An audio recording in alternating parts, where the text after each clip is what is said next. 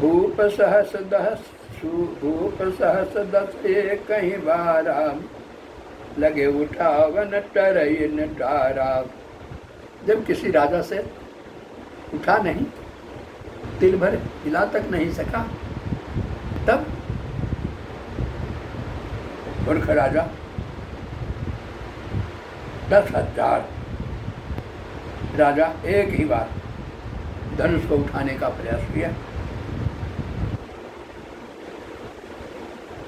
रूप 10 एक ही बार, एक ही दिन, एक ही बार में उठाने लगे, तो भी लगे उठावन टरइन टारा।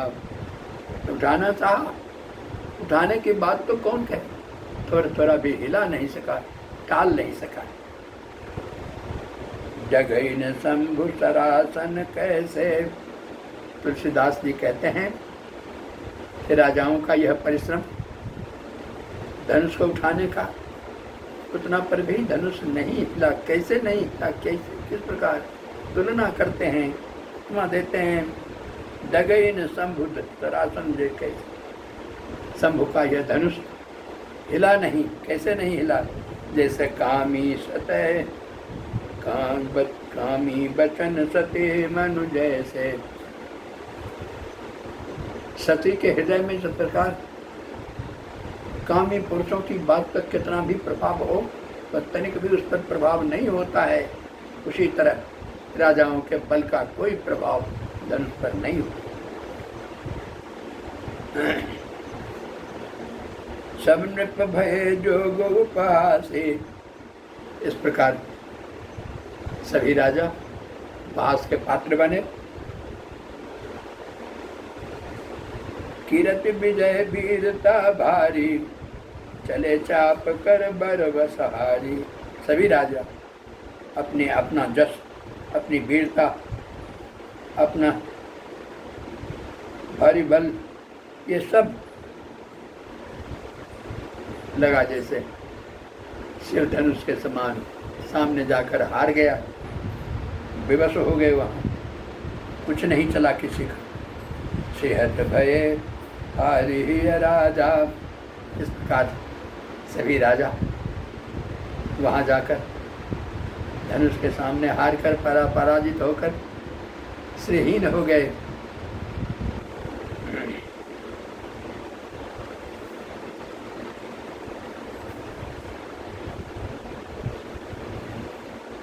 निपन बिलोक कनक जनकुल अकुलाने, बोले बचन रोष जनुसाने। राजाओं की यह स्थिति देखकर राजा जनक व्याकुल हो गए। उनकी अवस्था देखकर राजा जनक आकुल व्याकुल हो गए।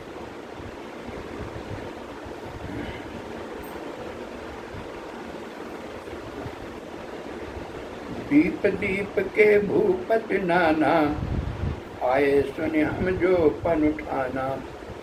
क्रोधित होकर राजा जनक ने कहा, घोषणा की, देवधनुष धरि मनुज शरीरा, विपुल वीर आए रणधीरा। राजा जनक ने कहा कि मेरे निमंत्रण पर दीप दीप के आने के राजा आए, हमारी प्रतिज्ञा सुनकर सभी आए, चाहे देवता हों, चाहे धनुष राक्षस हों, चाहे मनुष्य हों, चाहे जिस शरीर में भी हो। विपुल वीर आए रणधीरा, युद्ध क्षेत्र में अनेक वीर उपस्थित हुए। कुंवरी मनोहर विजय बड़ाई, कीरति अति कमनीय। कुंवर मनोहर विजय बरि, कीरति अति कमनीय। पावनिहार बिरंच जनु, रचय न धनु दमनीन। सियावर रामचंद्र शंकर देव।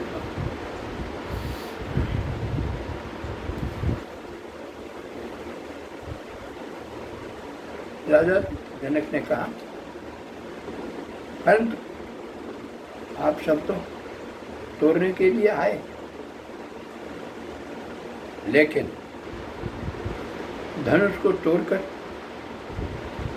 मनोहर कन्या मेरी विजय और अत्यंत सुंदर कीर्ति को पाने वाला मानो ब्रह्मा ने किसी को रचा ही नहीं। सुंदर कन्या को पाने के और इस जस को पाने के लिए लगा जैसे ब्रह्मा ने किसी को रचा ही नहीं। कहूँ का ही यह लाभ न भावा, उन्होंने कहा किसी को भी यह भला अच्छा नहीं लगा। काहुन शंकर चाप चढ़ावा, अच्छा लगता तब किसी को अच्छा नहीं लगा, इसलिए काहुन शंकर चाप चढ़ावा। किसी से भी शंकर जी का चाप धनुष नहीं चढ़ाया जा सका।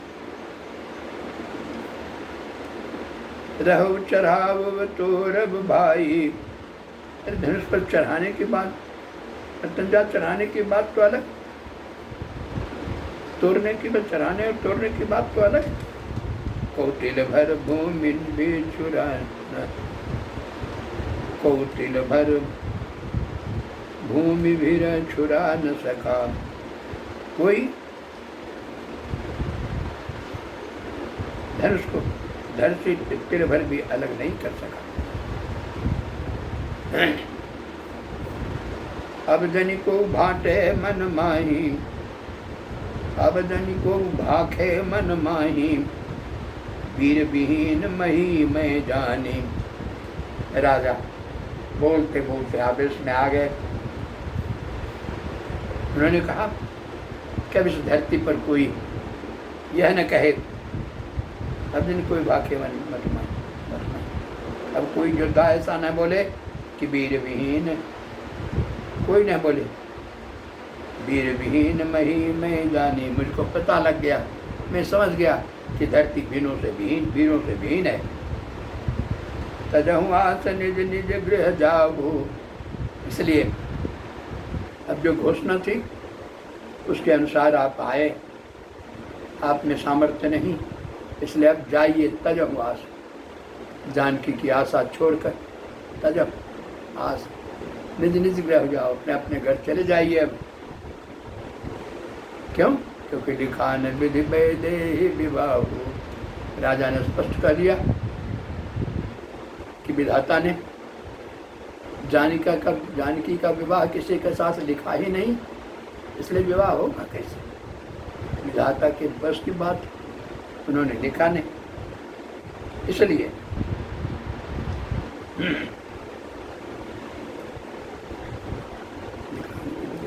विवाह हुआ।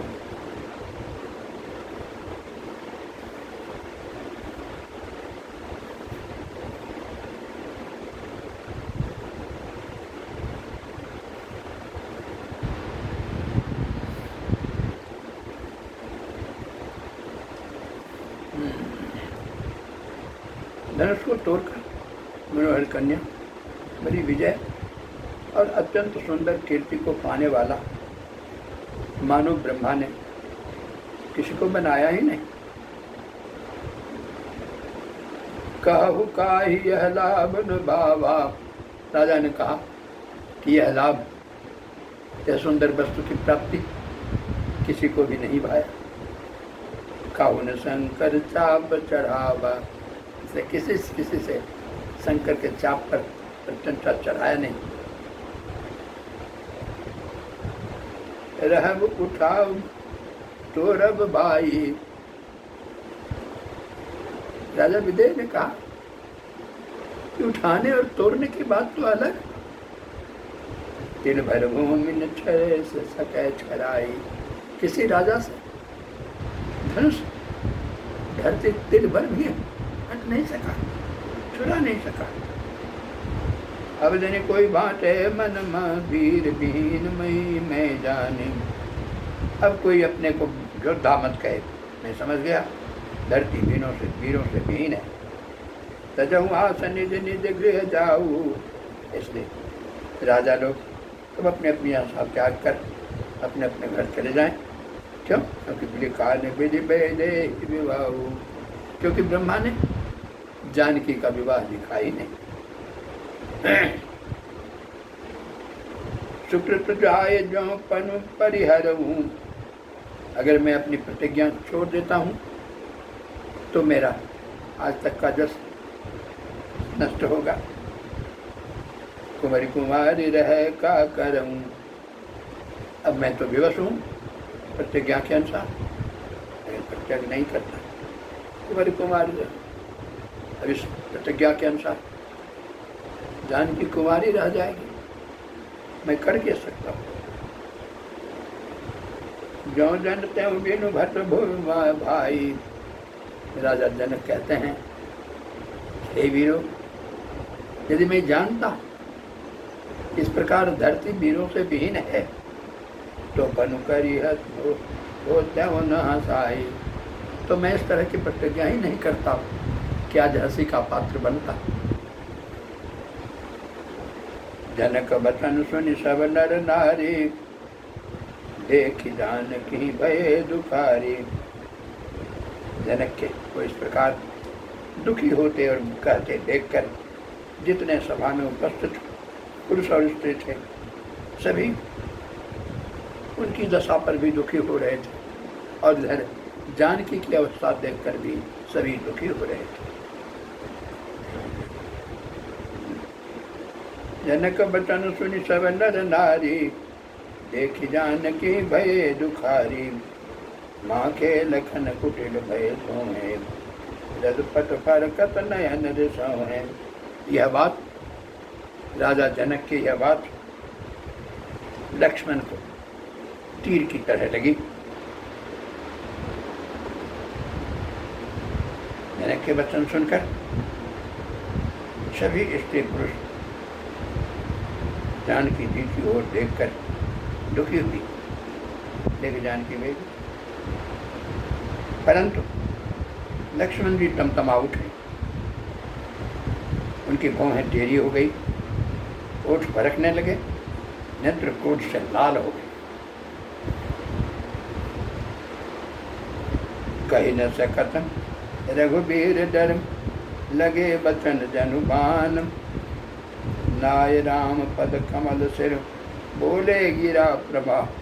सियावर रामचंद्र शंकर देव मान। डर तो हुआ, कह न सकत रघुवीर, भगवान राम के डर से लक्ष्मण कुछ बोल नहीं सके, लेकिन जनक की बात बाण की तरह उनको लगी, घायल हुए। नाय राम पद कमल सिर, इसलिए उसी आवेश में उन्होंने भगवान राम के चरण कमलों में अपना सिर झुकाया और गंभीर वाणी में कहा, क्या कहा? रघुवंशी महुज कहो, रघुवंशी महज कोई, अतः समाज असकाय न कोई।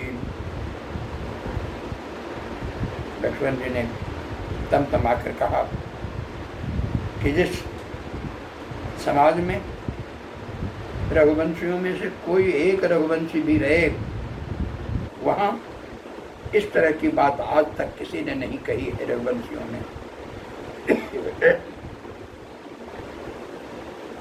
लेकिन राजा जनक ने कही, जनक जैसी अनुचित भानी। राजा जनक ने इस प्रकार अनुचित बात कही है, जानते हुए भी कि रघुवंश मणि कुलमणि स्वयं यहाँ उपस्थित हैं, विद्यमान हैं, उनके रहते हुए भी राजा जनक ने ऐसी बात कही।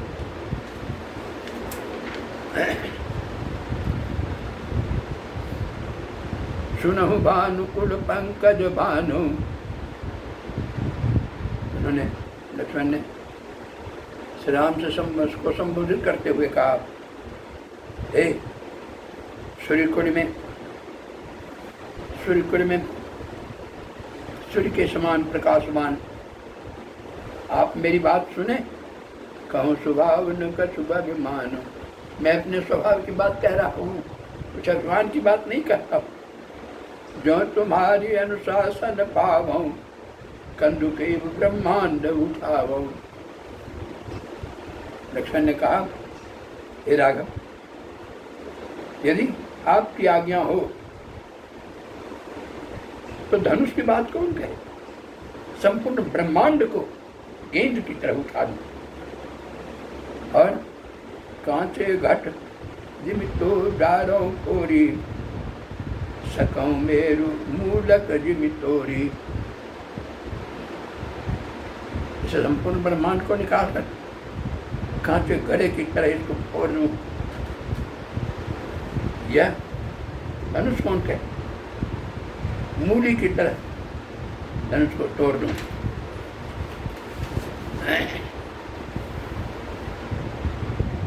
तब प्रताप महिमा भगवाना। लक्ष्मण कहते हैं, हे नाथ, हे रघुवर, हे प्रभु, मैं अपनी बात भगवान की बात नहीं करता हूँ। तब प्रताप महिमा, यह सब आपके महिमा का प्रभाव है, आपकी शक्ति का प्रभाव है। आपके प्रभाव के सामने, महिमा के प्रभाव के सामने यह पुराना धनुष क्या है। नाथ जानी अस आयस हो। इसलिए हे नाथ, यदि यह जानकर आपकी आज्ञा यदि हो तो कौतुक करो मिडो कौशो, तो मैं यह खेल करूं और आप सब कोई देखें। कमल नाद जिमि चाप चढ़ाओ। इस प्रकार कमल की डंटी का पर चाप चढ़ाया जाता है, उसी प्रकार आसानी से इस धनुष पर भी चाप चढ़ा दूं। जो जन तन तब जो जन सत प्रमाण लय धाओ। और एक दो कदम कौन कहे, 100 योजन तक धनुष को चढ़ाकर दौड़ जाऊं और इसको तोड़ूं। कैसे तोड़ो छत्रक दंड जिमि तब प्रताप बलनाथ।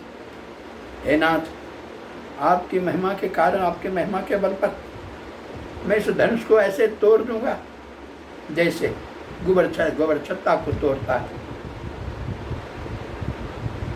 मैं कहता हूं, जो न करूं यदि मैं ऐसा न कर सकूं, पर पद शपथ कर धनो धनुमार। तो आपके चरण कमल की प्रतिज्ञा करके कहता हूं कि फिर से इस हाथ में धनुष बाण धारण नहीं करूंगा।